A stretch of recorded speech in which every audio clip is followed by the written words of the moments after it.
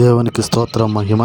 ఈ యొక్క కనిపించే చర్చి బట్టిప్రోలు మండలం ఓలేరు విచారణ పరిధిలోని వెంకటరాజు నగర్లోదండి.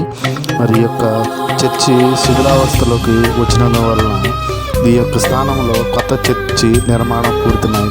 మరి గ్రామస్తులందరూ నిర్ణయించుకోవడం ద్వారా ఈ చర్చిని తొలగించడం కొరకు సమావేశం ఉన్నారు. దీనికి గురించి ప్రత్యేకంగా చెప్పాలనుకుంటే దీనికి ఈ యొక్క చర్చికి మరి ఈ యొక్క గ్రామానికి చాలా అనుబంధం ఉంది. ఎందుకనగా 1977లో ఈ యొక్క చర్చిని స్థాపించడం జరిగింది. ఆ సమయంలో గ్రామంలో ఎలాంటి పక్క హౌస్లు కానీ బిల్డింగ్లు కానీ లేకపోవటం, 1977లో వచ్చినటువంటి తుఫాను సమయంలో ఊరినందరూ కాపాడటం వల్ల ఈ దేవాలయాన్ని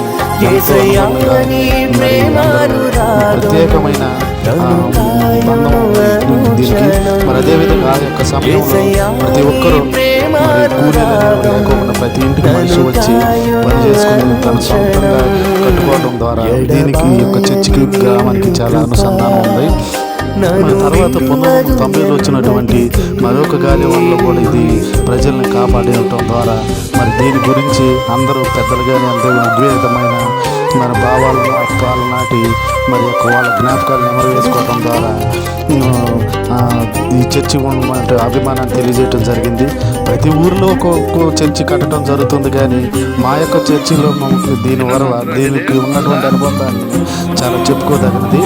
మరి దీన్ని గురించి చెప్పుకోవడానికి ఇంకా చాలా విషయాలు ఉన్నాయి.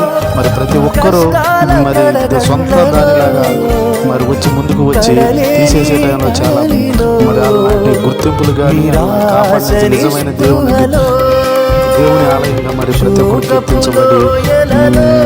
కీర్తింపు చేస్తున్నారు.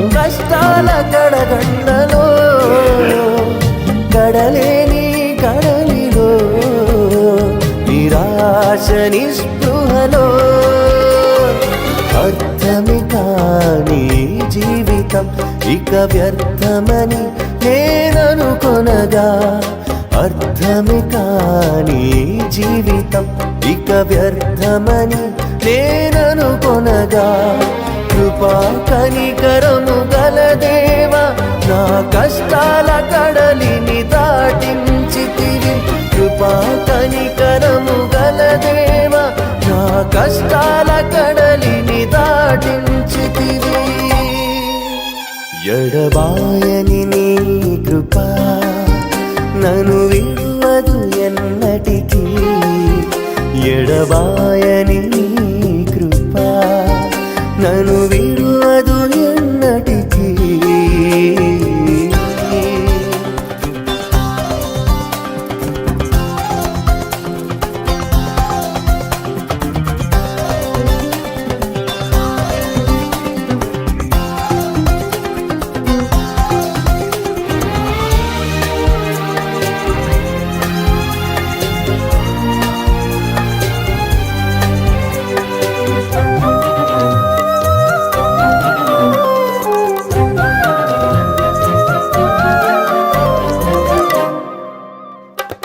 విశ్వాస పోరాటములో ఎదురాయ శోధనలు, లోకాశల అలజడిలో సడలితి విశ్వాసములో. విశ్వాస 1975లో స్టార్ట్ చేశారు గుడి కట్టడం. 77కి పూర్తి అయింది. అప్పుడు 77 తుఫాను గాలి వారికి ప్రజలందరూ దీంట్లో ఉన్నారు. అప్పుడు ఇది ఓపెన్ చేయలేదు. అప్పటి నుంచి ఈ సంవత్సరం వరకు పూజ గురులు అన్నీ ప్రార్థన కార్యక్రమాలు అన్నీ ఇక్కడే కొనసాగినాయి. మరి దీని కాలం పూర్తయిన తర్వాత అనుకుని మరి ఇక్కడ గుడి పడేసి మరి కొత్త గుడి కడటానికి సిద్ధపడుతున్నాం. ఇది మాకు ఫాదర్ గారు మరియు బెంగళూరు నుంచి ప్రొఫెషనల్ ఫాదర్ గారు మాకు సహాయం చేస్తున్నారు. వాళ్ళ ద్వారా మేము ఈ కడటానికి సిద్ధపడి ఈరోజు పెంకులు వడ్డించడానికి ఈ కార్యక్రమం మొదలుపెట్టాం. మన శివపాది గారు కూడా ఇక్కడ ఉన్నారు. ఆయన సహాయంతో మనకి ఈ గుడి దేవాలయం పునఃప్రారంభించడానికి మొదలు పెడతాం.